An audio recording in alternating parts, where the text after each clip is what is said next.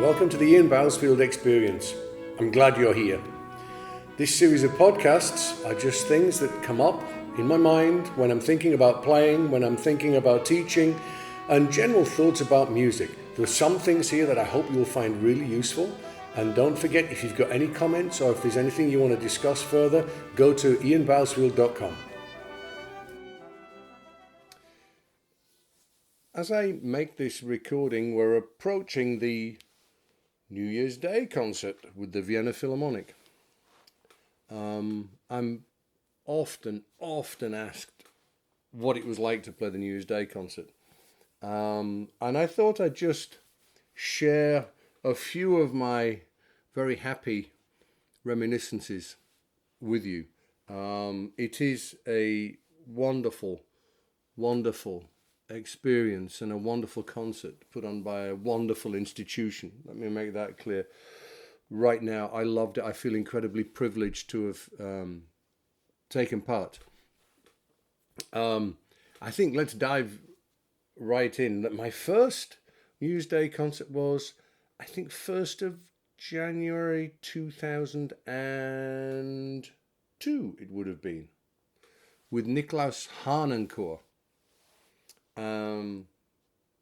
And he was, sadly no longer with us, but he was famous for practically single-handedly having invented the historical music scene, so original instrument scene. As he often liked to say, it was kind of invented in his living room in Graz in 1954. He was a great scholar and academic, and I used to love every single rehearsal that I ever played with him, because I learnt things from him that I still use every day in my life, either as a performer or as a teacher. Now, of course, Harnoncourt being Harnoncourt, he wasn't just going to do an ordinary New Year's Day concert, stand up and beat 3 in a bar or 1 in a bar for 2 hours. And he really researched the repertoire and really researched the style and the phrasing and the articulation, which didn't go down well with all of the colleagues, but for me, I found it incredibly special. But anyway, I digress slightly. What's it like to do? Well, I can compare it a little bit to like when you play in a big band with a really amazing jazz player next to you. What you see on the page is not what you hear. We all know that one, don't we? When I was in London, I used to do quite a lot of sessions, film sessions or light sessions, and very often someone like the amazing Mark Nightingale would be in the section in case any jazz sort of like solos came up after a lot of chord sequences. And it's just another language. We all know that one. Well, that's what it's like when you do the New Year's Day concert.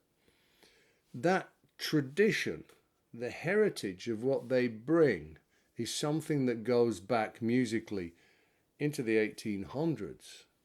And it was the only time I ever played anything in an orchestra where what you saw on the page was not what you heard. And I'm not just talking about these delayed second beats and all that sort of stuff. That's we can all do that. That's like entry-level Viennese waltzes.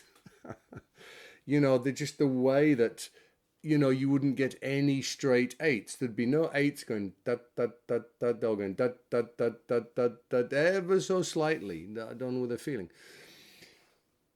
Because, in my opinion, we have to remember that music is rooted in a time when, or in a time before Pierre Boulez taught the world to subdivide, that the rhythms, the 16th wasn't a 16th, an 8th wasn't an exact mathematic 8th.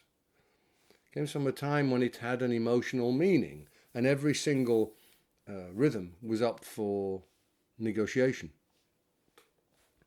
And that orchestra's preserved that all of the way through to today. Now, of course, don't think I'm criticizing, that movement in the 20th century where, 16th was a bloody 16th. If you don't do that, you can't play half of the standard literature these days. It would just fall to pieces. However, the Vienna Philharmonic, when they play that music, remind us of another age, another time. And it's based very much in the Wiener Schrammel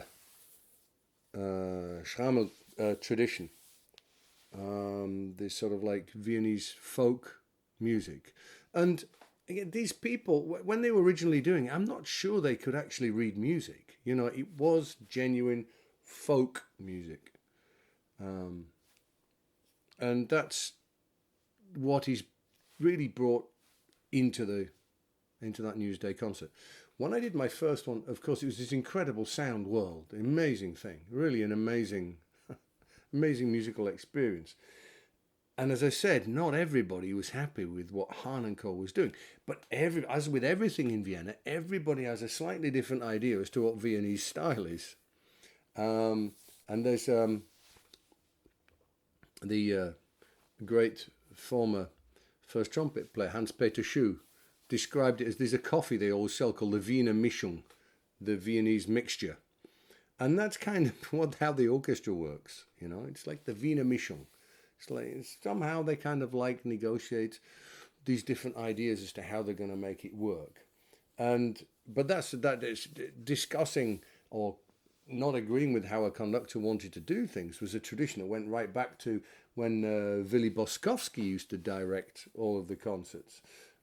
He was concertmaster in the orchestra for many years and directed the New Year's concerts from 1955 to 1979. And apparently he used to stand, he used to stand and direct from the violin. And apparently all his colleagues used to argue with him the whole time. But the result is special, as we've all heard. It's really, really wonderful. The other thing that you need to know as an outsider is if you've never been there, on the television, the Musikverein looks like a really big concert hall. It's not. I think it holds less than 1,000 people. And it's like the walls are coming in on you, you're surrounded. It's really a small sort of like crucible atmosphere. And so, when you've got all of those people sitting behind you, above you, it's like they're so close to you. It's a very intimate atmosphere, which I learned to love. It was wonderful. And of course, the whole sound's magnificent. Another thing you have to get used to is having a television camera between you and the first trumpet player. And you always knew that one of you had something that was reasonably important because you'd hear this very sort of background, and then you'd look to your left and there'd be a camera lens about a foot away from your head. So you knew that you should be careful with the bit that was coming up. That's a bit of a scary scenario, actually, to perform live to 1 billion people. 1 billion.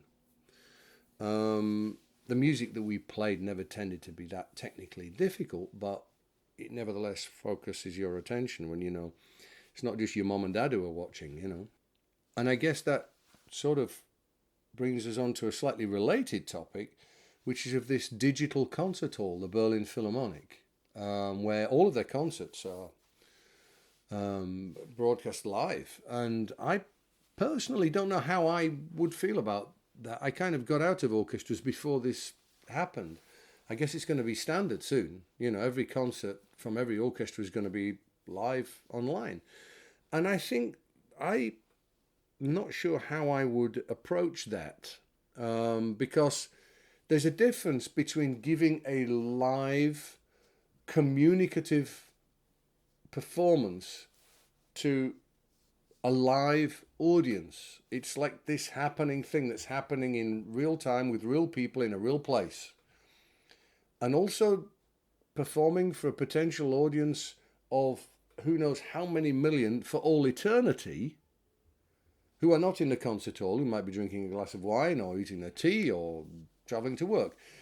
they're two completely different audiences, and you set the performance up differently. Now, I mean, I'm a trained London musician. I know how to sit there and not make mistakes. I can do that. But it tends to have a different musical feel, different musical atmosphere. So I don't know how I would feel about being in the Berlin Philharmonic. I think there'd be a lot of stress. What do you do? Do you just sit there and try and get the notes, or do you really go for it and try and do something special and spectacular? But know that actually, if it goes wrong, it might be there for all eternity. I mean, the only sort of time that I dipped my toe in the water with that is if you look online for the Bolero that I did with Dudamel. That was, I really didn't know what to do with that when I performed that, because I was, you know, I just, in the end, just decided to go for it. But I was scared. I was very scared. I make that, no bones about it. That was a scary, scary experience. Because if I'd fallen over, you would have been watching, a video of the first trombone player in the Vienna Philharmonic falling over on Bolero. And before we go any further, no, that was not me on the recording you've all heard. So anyway, that's again another tangent. I ramble. I'm sorry. One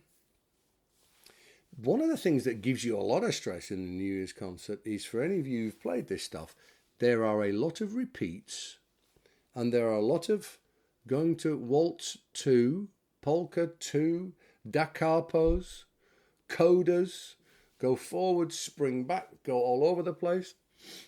And it is scary because you never know if you've got a forte entrance in. It's like, should I play now? Have we played that? Did we do that repeat? Do we go back to here? No matter how well you write it in the rehearsals, there's always that moment of doubt. That, to be honest, is probably the biggest stress. I have to confess that on a couple of New Year's concerts, I actually did suck a couple of notes back in because I realised it was in the wrong place. There was, however, one conductor I played for. I played for one New Year's Day concert with Zubin Mehta, and he, of all of the conductors, his body language, and he conducted it, if I remember, very appropriate word, if I remember, I think he conducted it from memory, and you could tell by his body language where you were going. You knew exactly what was going to happen. In actual fact, you almost didn't need to write in which were repeats, which were without repeats, it was quite remarkable. But as many of you know, I'm actually quite a conductor fan. So the ones I played for, Harnoncourt, really special sound world. Zubin Mehta, played for Barenboim. I played one with Riccardo Muti, one with Lauren Mazel. So I did quite a few of them. And these are all masters of the New Year's Day concert. Another thing that you might find quite interesting is actually the New Year's Day concert. When you listen to it, it's not the first concert. And it's at least the third, if not the fourth. Memory fails me. It's 7 years since I did one, or 7 or 8 years since I did one. So it's actually the third or the fourth concert. And there's the one the night before, which is the one with the ticket prices where normal people can just afford them. The one on New Year's Day, as you know, actually goes to a lottery, and they're fearsomely expensive. Supply and demand, I suppose. So there's the one the night before, lots of run-throughs, and you know, to the Viennese, I think the New Year's celebration is possibly bigger than Christmas. I might be wrong, but it's certainly not smaller. And certainly the younger members of the orchestra didn't let the New Year's Day concert get in the way of their celebrations. And I fell foul of that once or twice as well. And so you finish up going to bed quite late and then thinking, well, this is not a good concert to turn up late for.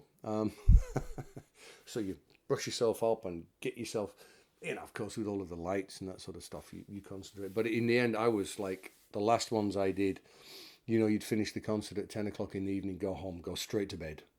Don't drink anything. Don't celebrate New Year. You're playing the New Year's Day concert the next day. And also after the concert, On the 1st of January, there's also an opera performance in the Vienna State Opera. Now, usually those people who are playing the New Year's Day concert,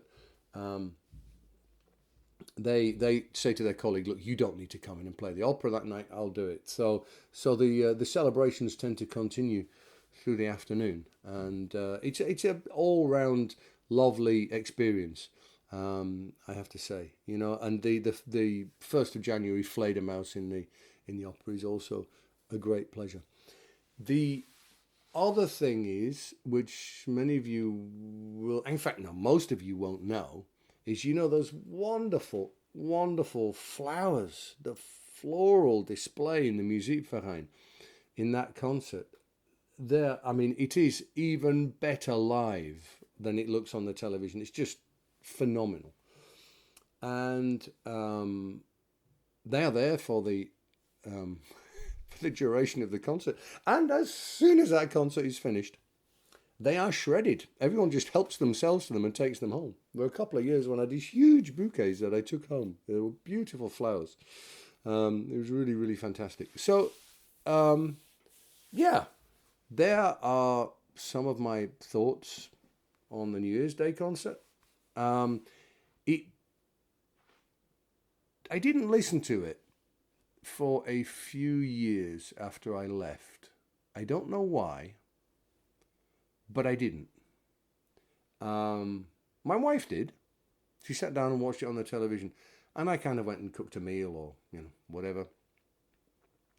But I have started listening to it again, and it is a special occasion.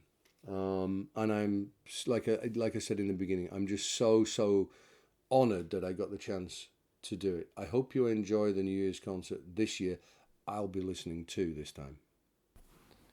So there you go. I hope you enjoyed that. If there are any issues that you found particularly interesting, don't forget to contact me, and always go to ianbousfield.com for lots more interesting stuff.